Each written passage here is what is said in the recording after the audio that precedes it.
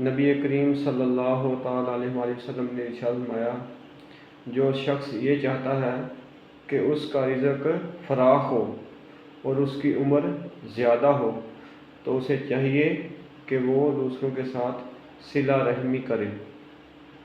اس حدیث پاک سے ہمیں یہ ملتا ہے کہ اگر بندہ چاہتا ہے کہ اس کے رزق میں فراخی ہو، برکت ہو، اس کا رزق زیادہ ہو، اس کی عمر میں بھی برکت ہو، اس کی عمر بھی زیادہ ہو، تو اس انسان کو چاہیے، اس بندہ مومن کو چاہیے کہ وہ صلہ رحمی سے پیش آئے، لوگوں کے ساتھ صلہ رحمی کرے۔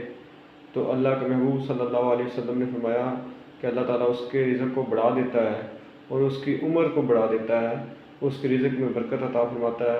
تو اللہ تعالیٰ ہم سب کو صلہ رحمی کے ساتھ لوگوں کے ساتھ پیش آنے کی توفیق عطا فرمائے۔ آمین۔